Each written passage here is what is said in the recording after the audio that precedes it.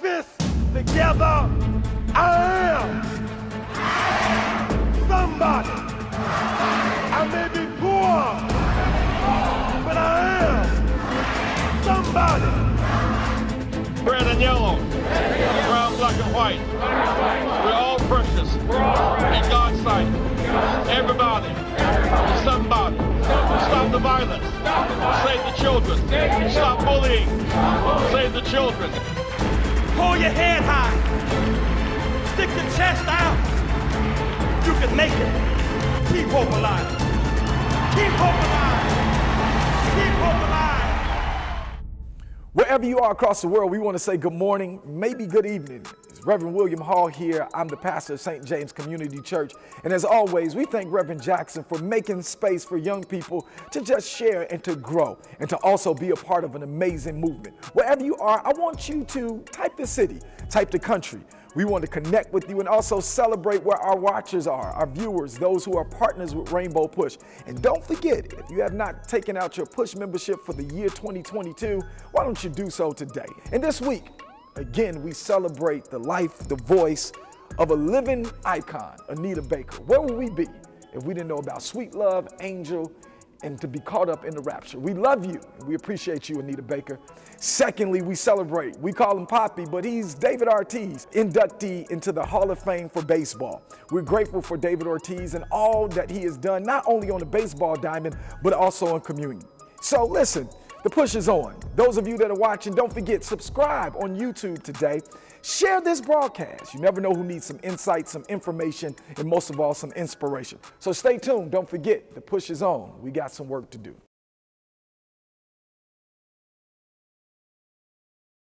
We're excited to announce the recent appointment of Attorney June Brown to become one of the commissioners on the Chicago Board of Elections. She is a well-established lawyer. She has been working for the board as one of its lawyers. She knows the area of voting rights, voter suppression, voter registration. She's quite well informed. She will be a tremendous asset to the Chicago Board of Elections. And so we're very proud of you, Attorney June Brown. Today is a part of our ongoing effort to address the issues of poverty, food insecurity, and trying to meet the needs of families who are struggling in the midst of this pandemic, to feed families, to clothe families. We're providing coats for students in partnership with Warm Coats of America. And so today you will see a coat distribution at one of our housing developments that we're working with, Concordia Place. And so you'll see Reverend Jackson distributing coats for families, more than 300 students who attend schools and live in Concordia Place on the south side of Chicago. Additionally, we're providing coats to 7 Haitian American families sent to Chicago. And now you know Haiti is a much warmer climate than Chicago, so we are providing coats for both the adults and the children in those families. We have adopted these Haitian families. We're trying to give them as much support as we can. They came here for safety and security, found themselves at the border in some unusual conditions, and these families were sent to Chicago. And we want to make sure that their stay here is productive and positive. And so Rainbow Push is providing as much support as we can to these families and others as they come to the city. Thank you. I am somebody. I want a coat. I want a coat. I want a coat. Good morning, Push family. It's always good to be with you at another Saturday morning forum. Certainly, I'm here at Concordia Place. You know, I serve as the National Youth Director at Rainbow Push, but more than that, I serve as the Resident Service Coordinator here at Concordia Place Apartments. And so we're happy to give away coats. You'll see some footage of us giving away coats. The press conference that we had, Reverend Jackson is here with us. He's joined us, our sponsors, that we're so grateful to have made this a very possible reality. And so we're here doing what we said that we would do, and that's continuing to serve. About a year ago, we decided to adopt Concordia as an organization. People living here had high expectations. We're dumping garbage out in the streets here. Rents are running amok. Houses had not been painted. People were in disastrous conditions. Children could not play in the park. Park was closed to children. They can use this place here as a center. This place is written off as a disaster area. It's being revived. Some of the residents here who care so much for that place. But children, let's give children. We love your children. I have grown up here in Concordia Place Apartment. I've seen all the changes. I've seen the different staff that we have had. And I've been through different things right here in this complex. So learning about the environment and learning not to become a part of it has made me see that I have to provide resources for my community in order to change what I see.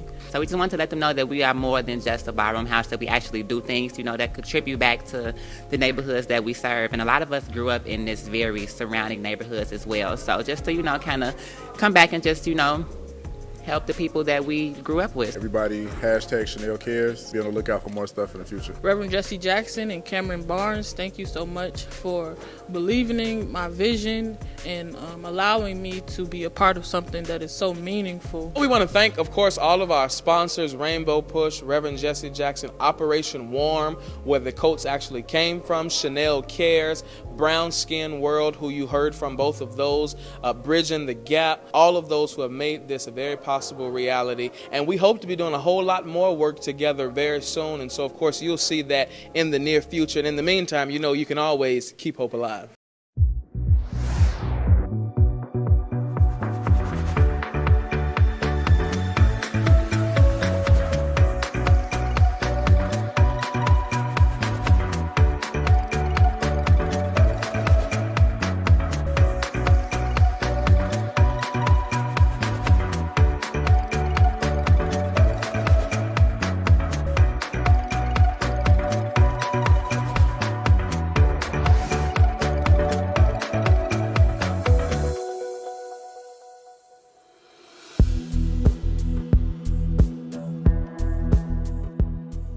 Good morning, everyone. The push is on. As we know, we got work to do. And we want to first of all say thank you to Reverend Jackson. Today, something new is being released into the airways, something a part of the Push family. It's called Push Now.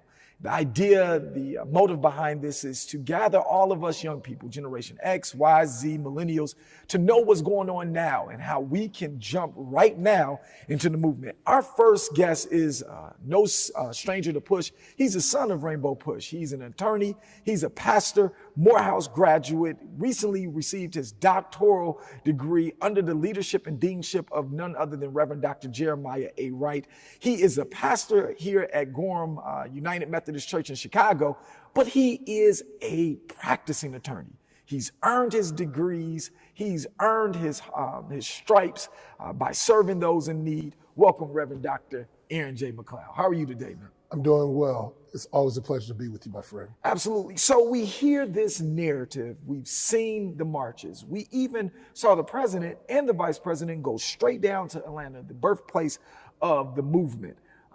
And the mention of voter suppression. We've heard it time and time again, and we saw it recently in the last presidential election. Could you talk to us? What is voter suppression?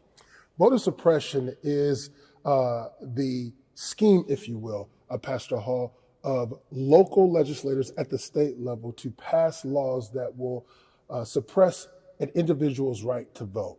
We'll say, oh, you have to have an ID, you can't be an ex-felon.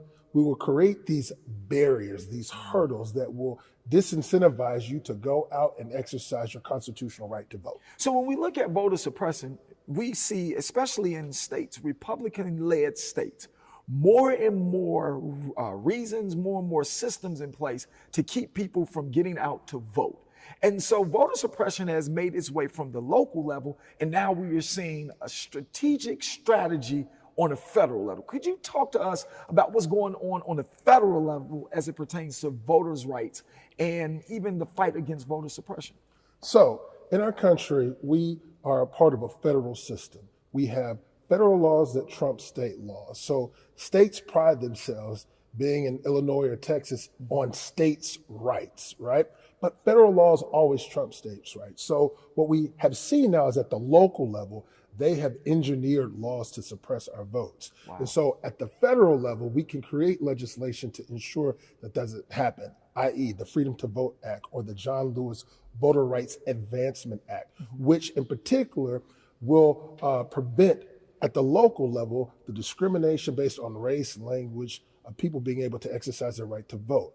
Also, which will protect our rights at the federal level through the Freedom to Vote Act to ensure that we can vote early, that we can have absentee ballots, that there is no encumbrance to postpone or encumber us, you, me, him, her, from voting.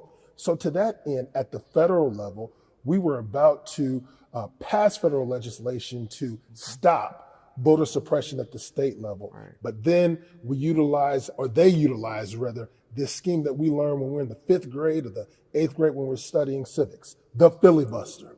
We're going to postpone the vote. We're going to joust, if you will, within the economy of power to postpone voting on this new legislation to hopefully make sure that it goes away, that we cannot propose this necessary legislation. So in essence, what these federal mandates are a contemporary way of creating or enacting a more perfect union, whereby we champion states' rights, but that they're acting in a way that does not impede our federal flow. And so to that end, what we have seen at the federal level is a filibustering or a blocking of the necessary legislation that must be passed. So we're seeing the block, we're seeing the roadblocks. And when we look through the hallways of history, one of the reasons why we're grateful for Reverend Jackson is not only was he there in moments that were essential for us to have the right to vote, but we see that the attack on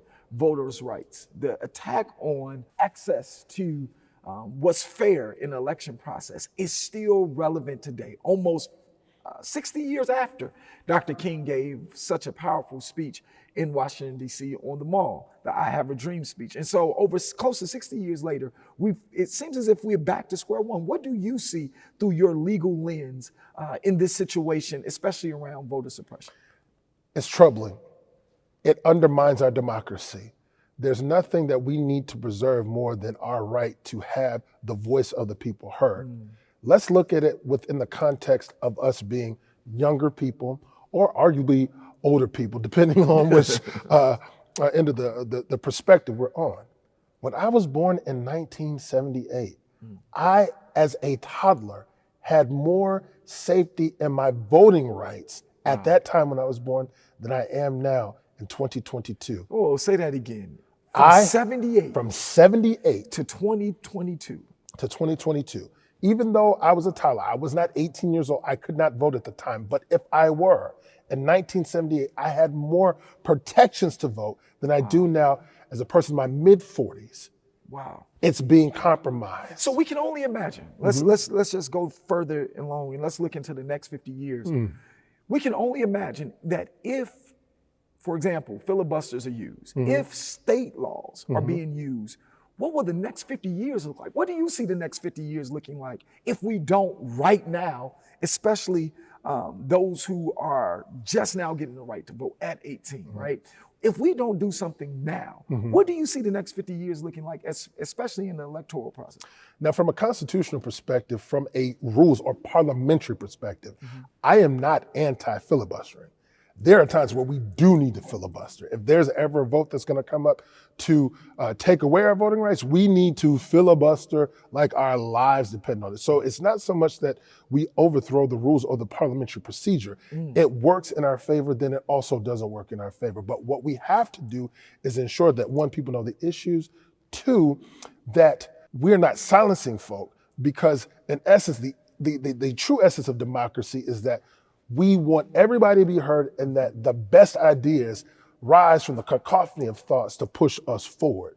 So where we run afoul, if we will, as a society is trying to muzzle the thoughts, particularly through the voting process, of the masses. It should never be us four and no more. And that's a strategy that, if you will, in particular in the South, that the power brokers, that privileged 1%, who is very well represented in these state houses, are trying to do. Well, this is one of the reasons why education, civic education is very important. And I want to challenge everyone that's watching us today for you to grab your young people, and they should know the following. Number one, they should know where they live in the city, right? Whatever city they live in, they should know who is their immediate representative in city government, meaning the alderman or the council person or alder lady. Secondly, there needs to be an understanding of what goes on the state level, right? As Reverend McLeod said, every state is set up almost, well, literally like the federal government. So on the state level, who is your state senator? Who is your state representative? Who is your governor? What district do they govern? Then on the federal level, who is your representative in the House, congressperson, and who is your senator? And then, of course, we know who the president is. Then we cannot forget about the county.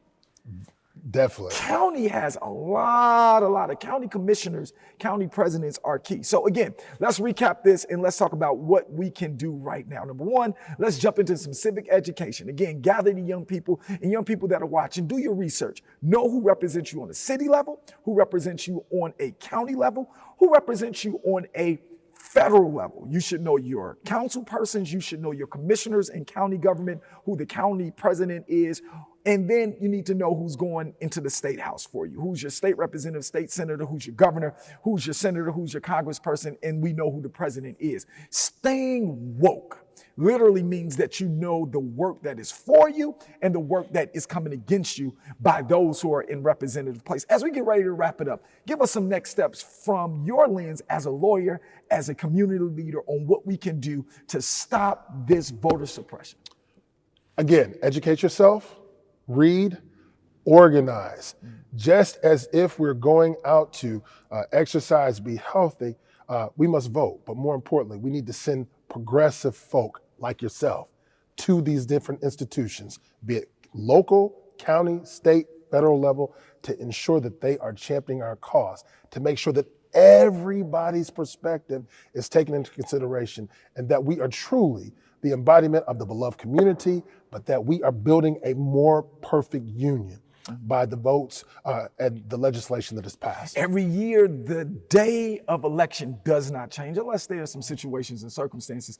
So again, we want to encourage you, educate yourself, know the days that you should be in the polls to vote on a city, county, state, and federal level. And last but not least, we want you to stay connected to Rainbow Push because we are working hard and diligently to make sure that the right to vote is protected in this country so that the years in which our ancestors, our leaders, and those who stood in the fight like Reverend Jackson that work does not go to waste. And so again, this is our first Push Now moment. Aren't you? I mean, it's the first time we're doing it, and we're grateful for, again, Reverend Jackson making space for us young people to express ourselves, but to also bring other young people into the movement. Okay?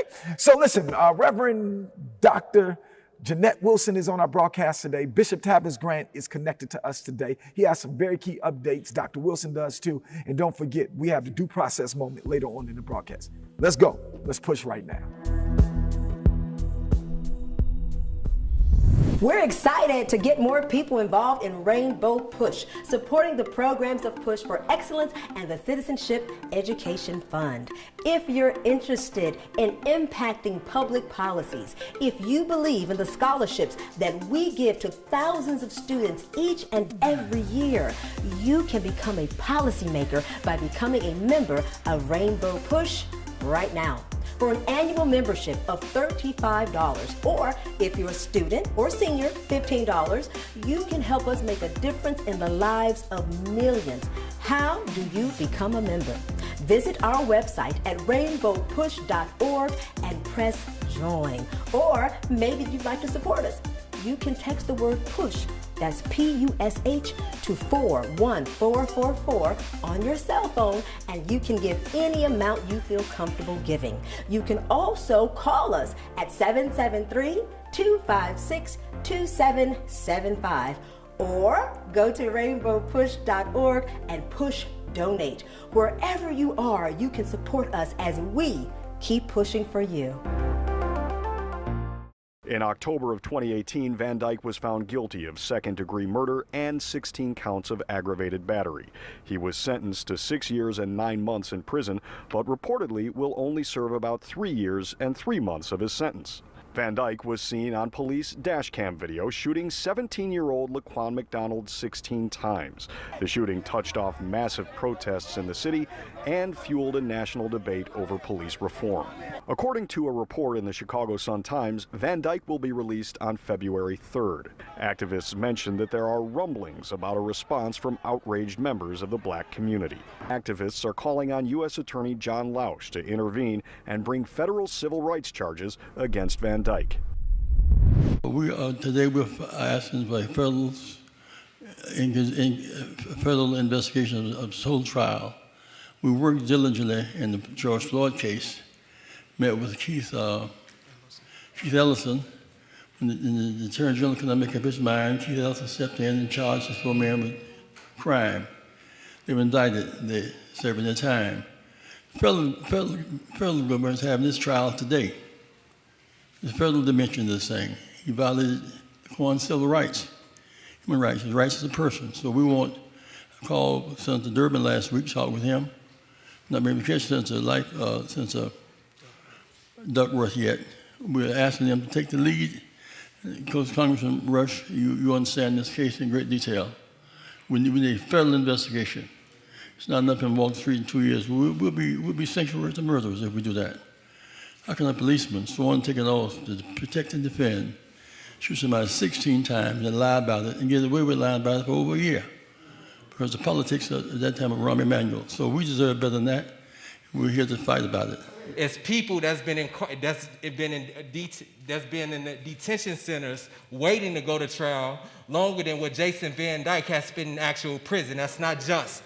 And we had to echo that. And we don't just want the United States District Attorney of Illinois to understand that. We want the United States Attorney General, Merrick Garland, to understand that.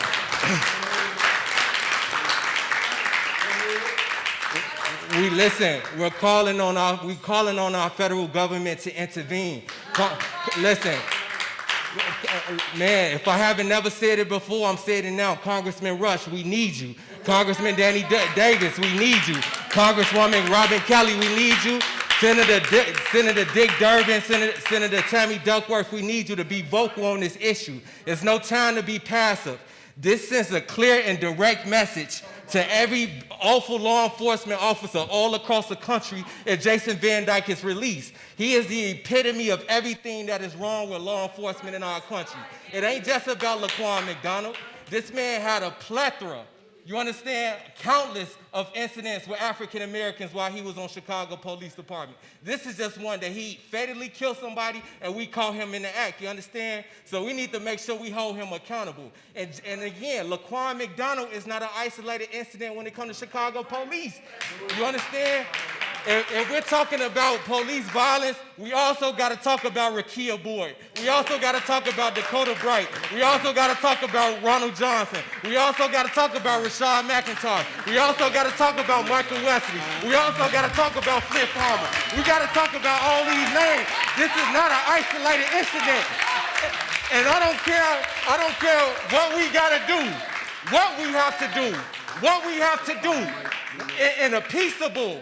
This man, and Dr. King have led a way for us to do it peaceably. But I'm here to stir up the pot to say peaceably by any means necessary. In conclusion, we need to make sure that we are acknowledging those in power that's quiet on this issue. Governor Pritzker, Lieutenant Governor Stratton, you understand? Anybody that has a platform, our minister leaders, this man stands up for us all the time, and my heart will always be with him. He's always present. And I conclude, man, justice for Laquan. First of all, let me just say, I'm here to stand with Will and the activists who've been out here consistently doing this. I stand here to support them and stand with them. I agree with everything he just said, and I want to add on that every single part of Chicago and Illinois should be standing up to keep this man in jail. This is not a black issue. This is a justice issue. And everybody, the corporate community, the business community, all the faith leaders, Muslims, Christians, Jews, all the organizations across this city and state ought to be standing up and speaking out the fact that this man should be indicted by the federal government and should be kept in jail. Lastly, let me say this. We've heard Mayor Lightfoot and the superintendent of police be very clear attacking Kim Foxx and Tim Evans about keeping people in jail longer. Well, guess what? If you're going to come out strong about keeping other people in jail, you need to come out just as strong demanding that he be kept in jail. Jason VanDyke needs to stay in jail. Let me be crystal clear. Without a doubt, I'm standing with Reverend Jackson, Father Flager, Will Calloway, and I'm standing foursquare with you. There is no justice in seeing this convicted police officer spending 39 months in prison. 39 months in prison for killing a black man here in Chicago. And as we look at the big picture, all the black people that was been killed in this city by the Chicago Police Department, including my friend and comrade Fred Hampton and Mark Clark. When we look at the list, then we see where are the other folk who played a part in the lack and the denial of justice for Laquan McDonald and his family and for his community. Where are the rest of them? Where's the cover-up king? You know who I'm talking about. The cover-up king, the former mayor of this city, where is he at now? Rahm Emanuel, where is he at now? He is somewhere in Japan, living large as an ambassador to this nation. Something wrong with that picture. Something wrong with that picture. We need justice here in Chicago for black men and black women who were killed by the Chicago Police Department. Burge retired with a police pension, died in his bed after torturing black men in prison. Where is the justice? We want justice and we want it now. I am calling on the U.S. Attorney, the Attorney General, and every other person in charge. I'm calling on them right here, right now. We want justice for Laquan McDonald and his family. We want it, and we want it now. I sat through the whole trial. Yeah, a lot of us did. Sit through the whole trial. I saw the Reverend there. It was a lynching. It was a lynching. And we were forced to go through it because they showed the video. They counted the bullet holes. So this was a 21st century lynching. And it was the first time, not only in living memory, but the first time in history that a white police officer was brought to trial for killing a black person while on duty. That never happened before. And that happened because of our movement. That didn't happen because somebody suddenly saw the light. It happened because of our movement. Rahm Emanuel didn't run for mayor again because of our movement. There was a superintendent named McCarthy We had to step down because of our movement. So Kim Fox is in there because of our movement. So it ain't like we can't get nothing done. So what we're going to do on February 3rd, we have organizations in 22 different cities. We're going to ask all of them to come out and protest this. This criminal needs to be locked up. And we're not asking the Justice Department. We're demanding that he be indicted on criminal charges. No, we ain't asking, we demanding. And we're going to be out there in the Federal Plaza February 3rd, after we deliver a letter to the DOJ with our demands. We're going to be out there protesting. I want to see everybody there. We all need to be there. Everybody needs to be there. This is our fight. Let's take it to the finish.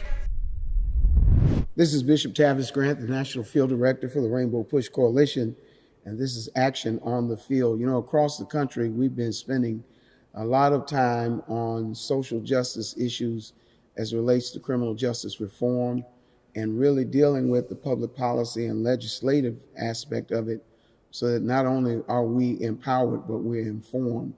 Here recently in Chicago, we've been made aware of the imminent release of Jason VanDyke on February 3rd for the murder of Laquan McDonald. Shot 16 times, witness tampering, witness intimidation, obstruction of justice, and an overall cover-up. It's not just in the Chicago Police Department, it was all the way to the 5th floor of the City Hall of the City of Chicago. And so social activists and organizations across the city and region and national organizations have joined together along with Reverend Jesse Jackson, called for the Justice Department to, we understand an investigation was started and was not completed, but we're really looking at civil rights violations related to the murder of Laquan McDonald by Jason VanDyke and others. And so today, we want to really give a real understanding legally and from a public policy and legislative standpoint to know how this works, because oftentimes the energy of marching gets lost in the weeds of understanding how does it work. And a person who has been on the forefront of legal issues, special advisor to Reverend Jesse Jackson, and executive director of Push Excel, Reverend Janette Wilson. Well, thank you, Bishop, and thank you for all of the work you do all around the country, going to city after city, looking at the impact of this poorly crafted criminal justice system that functions as a states' rights criminal justice system. We don't have federally protected criminal justice laws that prohibit states from doing what happened in many of these cases. In this VanDyke case, as you've already stated, this is a case where you had a police cover-up of a murder of an innocent 17-year-old kid walking on the streets of Chicago, like many of our young people do. He was just wandering the street with no particular motive in mind. A ward of the state. A ward of the state at the time. He was not, he didn't have a firearm on him. He was not carrying any weapon that would cause any bodily harm to anyone. And so now he gets shot 16 times by a police officer that was not even called to the scene. And so without relitigating the case, the big issue now is VanDyke, the police officer that murdered Laquan McDonald, is going to be released because he served his state time. Well, first of all, the charges that he was charged with by the state's attorney were multiple charges: aggravated battery. And aggravated means that means you committed a battery, hit someone, or caused great bodily harm to someone with a weapon. So he gets charged with several counts of aggravated battery plus a manslaughter. And so everybody sitting in the courtroom, listening to all the testimony, watched the video as you did and I did repeatedly, we were certain that VanDyke would be charged with multiple counts of murder and that he would be sentenced with the highest number of years in jail. We never thought he would live to walk out in a few years.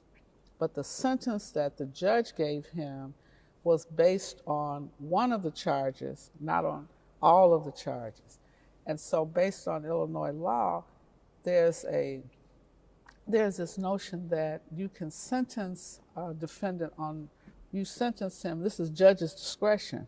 He used his discretionary power as a trial court judge, so I'm going to give him a sentence that gives him the least amount of time in prison. Now, the Illinois Attorney General challenged this. Yeah, at the time, and most people don't know, our Illinois Attorney General, Kwame Raoul, decided the sentence is unfair. It's inappropriate for the crime that we're looking at.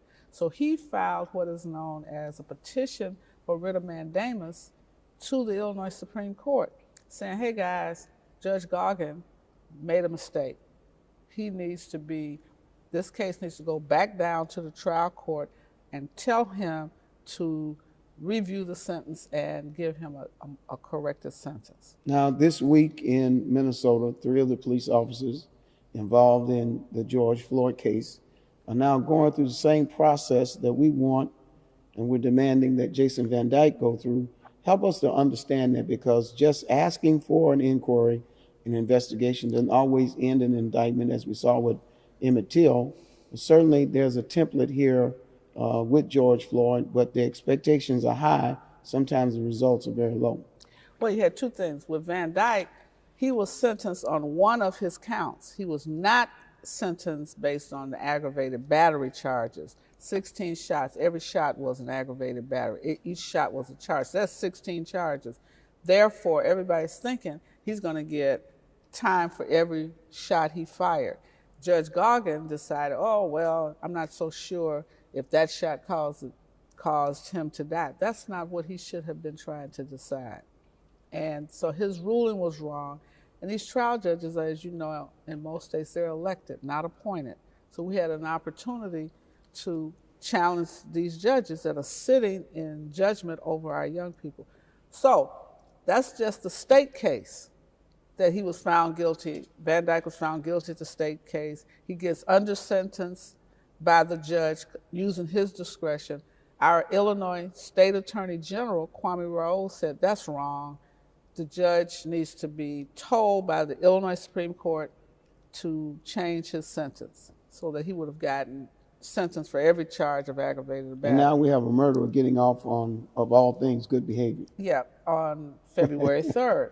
And so the other thing that can happen, you have the state charges, but in Minnesota, they file both state and federal charges.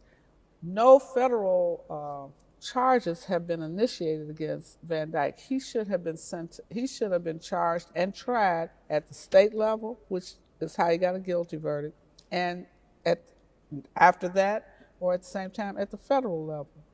That's when the U.S. Attorney for the Northern District of Illinois should have conducted an investigation, easily found several violations. Either he lied, there are several federal statutes. He lied about what happened. He created a conspiracy to murder, violated the civil rights of Laquan McDonald. There are just several different things that he could have been charged federally. That has not happened. And what we're saying is he now should be brought up on federal criminal charges, and we're calling on the U.S. Attorney out of Washington to direct this U.S. Attorney here in the Northern District of Illinois to initiate a full investigation of VanDyke's participation in the murder of Laquan McDonald and all those other officers that were involved. Because you got VanDyke, who's an officer on the street, but he had a supervisor. You got layers of people that participated in the cover-up. They haven't been found guilty of anything. Now, Reverend Jackson has taken this on nationally. He's reached out to Senator Tammy Duckworth and Senator Dick Durbin, but other legislators, Bobby Rush, Congressman Bobby Rush, Congressman Danny Davis, And Congresswoman Robin Kelly. Kelly. So there's a full court press on this because we think that Chicago is a template. There are 80 cases right now pending to be dismissed from officers from misconduct to coercing to torture, the whole 9 yards. Then there are another 50 cases that are similar to Laquan McDonald. Tell our audience what they can do to help us in this. Well, what we want people to do is have the lawyers contact Rainbow Push Coalition, because what we want to do is begin to look at these cases to find out when and under what conditions did the U.S. Attorney not initiate federal charges, federal investigation, and ultimately result in federal charges. It's unusual that this many African American, mostly men, can be gunned down on the streets by police and there are no federal charges initiated. If you think, many of you have been watching Women of the Movement, if you think Yes. Emmett Till was bad, this is Emmett Till all over again. Look at the Jelani Day case. We don't know what happened to this young man. That's right. You don't just disappear and the family finds your body several days after you have been abused, brutalized, your car is found, and we still don't know who killed Jelani Day. There has to be a move by our federal government to look into these kind of cases. And the police departments, they're just acting like they're in Mayberry, RFD. We don't know what happened. In these sundown towns, the bodies found, and as you know, we went to the scene. That's right. Found in the river. And 3 police departments, and with all of the cameras that we have, they can't tell us there's some break-in the chain of film from the time the car was dropped off over here, 3.5 miles from where the body is found. I mean, you don't even need Matlock to figure this one out. Well, the push is on. You know, when we talk about There's work Laquan for us to McDonald, do. talk about Breonna Taylor and George Floyd, Malcolm James in Racine, Wisconsin. If you know of a case that we can advocate, you see the address at the bottom of the screen, rainbowpush.org, and you can follow us on all of our social media platforms. It's so critically important for you not only to join us, but be a member. Click that membership tab right now, and don't forget, we are keeping hope alive. The push is on. Welcome to this week's Due Process. I'm Todd Yeary. There's a lot to talk about this week. First, the Fulton County District Attorney, Fani Willis, has been granted the power to impanel a special grand jury to investigate election interference by former President Donald Trump and members of the Trump administration during the 2020 general election. The authorization takes effect on May 2nd and will last for 12 weeks. In her petition for a special grand jury, Ms. Willis asserted that her office had received information that indicated a, quote, reasonable probability, end quote, that the 2020 elections were criminally affected.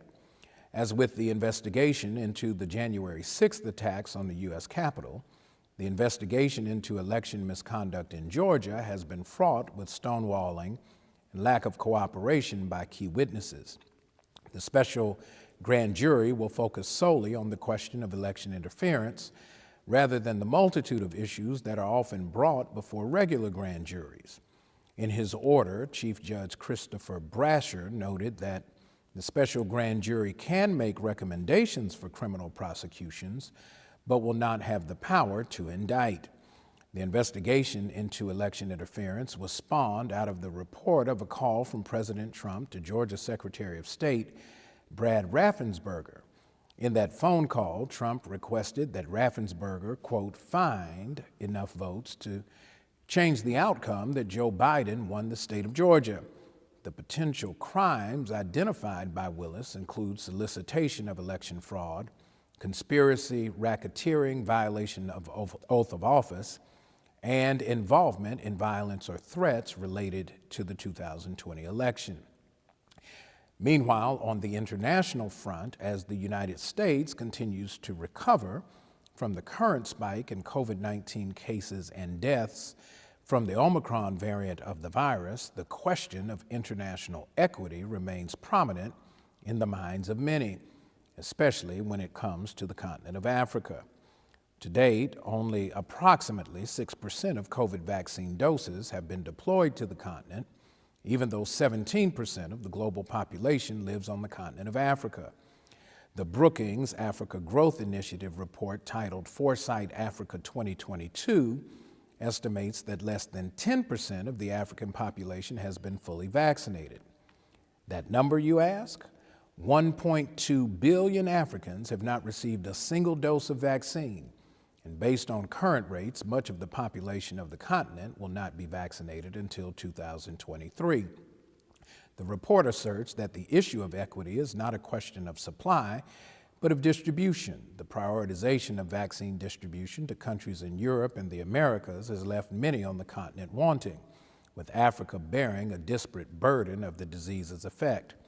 The need for regulatory support and economic investment, even as the pharmaceutical industry is expanding on the continent at a rapid rate, is critical to the continent's recovery from the global pandemic. More work must be done to address the pandemic's impact beyond the public health challenges also. That means vaccines must be made more widely available, and the economic effects of the pandemic on African economies must be addressed by making international support more evident and urgent. The work of our international office and Director James Gomez will continue to monitor COVID recovery in Africa, and will continue to engage our international partners concerning ways we might advocate for a more comprehensive human rights response to the COVID-19 pandemic in Africa. The civil rights community is watching the advancement of a case that has reached the U.S. Supreme Court that many believe may be the case that the conservative court will use to dismantle affirmative action in the United States. The case, Students for Fair Admissions against Harvard, filed suit against the university and the University of North Carolina at Chapel Hill, challenging the use of race as a factor in university admissions. The case is the latest in legal challenges over the past several years, seeking to prohibit the consideration of race in achieving a diverse student body. Prior court rulings had indicated that UNC's consideration of race was, quote, narrowly tailored and consistent with Supreme Court precedent. However, Students for Fair Admissions, with the guidance of its chief supporter and leader Edward Bloom, pressed the issue all the way to the High Court. And this week, the conservative court agreed to hear the case. In the push against hearing the case, the Biden administration noted the court's precedents in prior cases, including the University of Michigan and University of Texas at Austin challenges in recent years. It is important to note that the University of North Carolina at Chapel Hill was sued to admit black students at all during the mid-20th century. And many of the southern states made a compact that black students who would attempt to enroll at all-white public universities would be denied admission, and tuition would be paid by agreement for these applicants to attend school in states north of the Mason-Dixon line. The question then, as the question is now, was not one of being qualified to attend school. The issue was and remains whether the stigma of race would continue to taint and tarnish the opportunities of black students to attend predominantly white institutions viewed as being more prestigious. The current case is one where Asian American students have challenged the admissions makeup. And although Asian American students make up 27% of the recent incoming Harvard class, double the percentage of representation of African American students, the claims in the suit include intentional discrimination against Asian American students by Harvard and UNC. Many legal scholars, civil rights activists, and appellate historians are watching to see whether the current mix of justices, with a far-right leaning, will do away with affirmative action. Included in the hearing and the ruling of the Harvard-UNC case may be the successor to Justice Stephen Breyer, who announced his retirement from the High Court this week. Standing with President Biden At the White House, Justice Breyer's announcement launched a frenzy of activity, advocacy, and resistance to the appointment of the next Supreme Court justice by the Democratic president.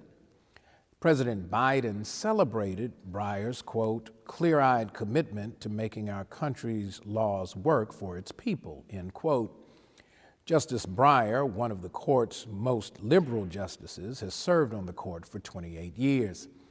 At the age of 83, and with the Democratic Senate and President, Breyer's announcement brings with it a sigh of relief among those who still have vivid memories of the obstruction to now Attorney General Merrick Garland's nomination by President Barack Obama. The ongoing fight over Senate rules and Republican resistance will continue to intensify over the president's nomination of the first black woman to the Supreme Court.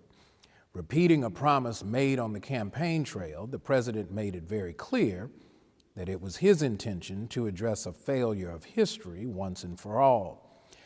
While many have begun to speculate on just who that black woman might be, others have questioned the motivations of the president to specifically identify cultural background as the focus of what will be his selection process. However, it is important to note that the equivalence of race with qualification remains a long-standing ploy to discredit the preparation, credentials, ability, and qualifications of candidates of color, particularly black women. It is expected that the fight will still be fierce and that Senate Minority Leader Mitch McConnell will use some procedural tactic to either block or delay the confirmation process.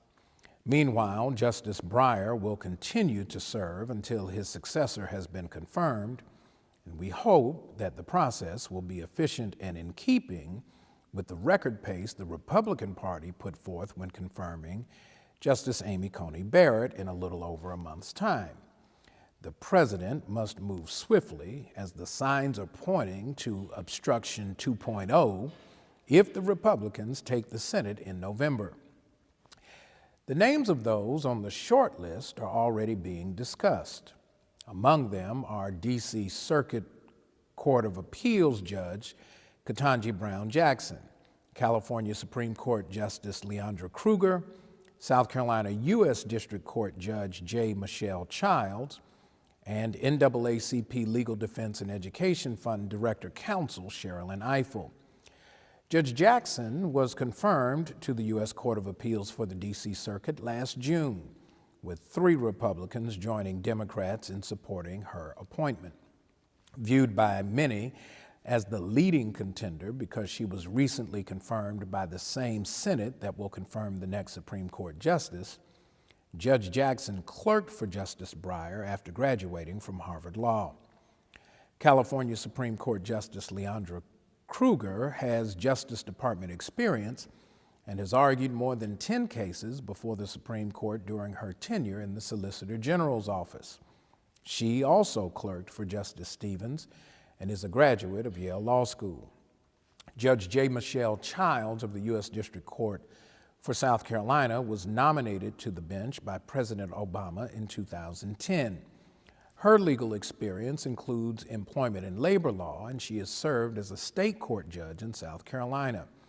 Judge Childs is a graduate of the University of South Carolina Law School and has the very vocal support of Congressman Jim Clyburn, who was instrumental in salvaging President Biden's campaign from extinction in the South Carolina Democratic primary.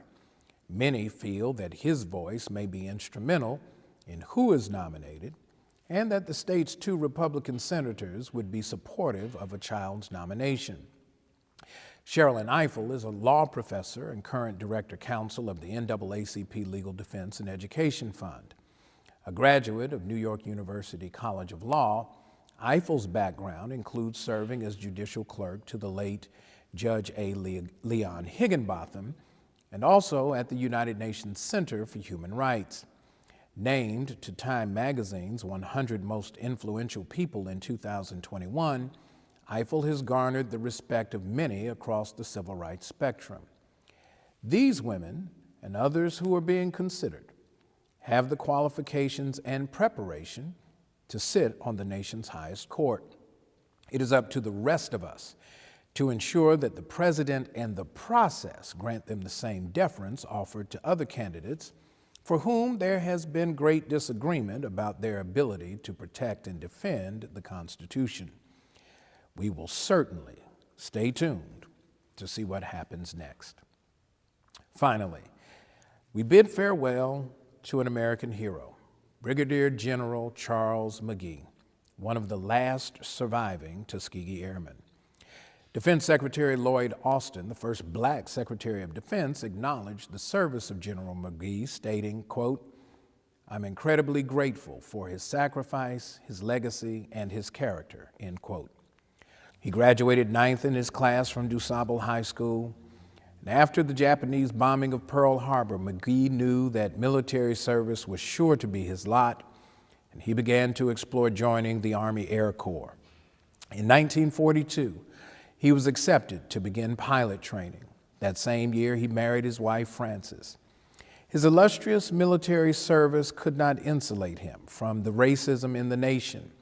McGee noted that he was treated differently in Europe than at home. He was Charles McGee over there. Here, he was a black man expected to stay in his place. When he retired as an Air Force colonel after a 30-year career, McGee had a total of 6,308 flight hours, 1,151 of those in combat, and had completed 409 combat missions in 3 wars, a record that still stands.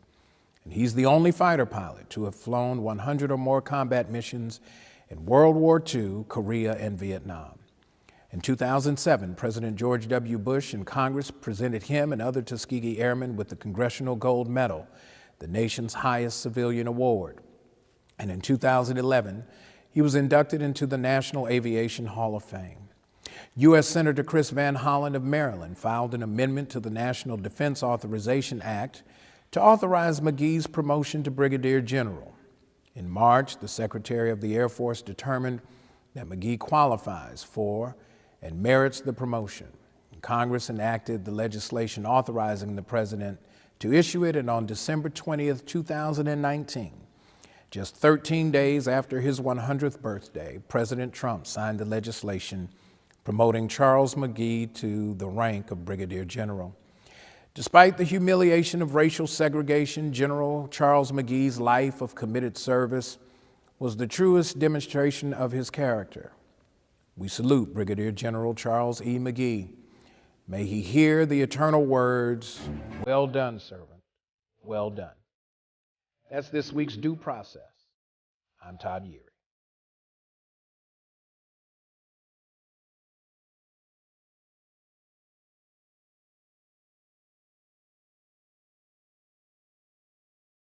Get involved with the movement.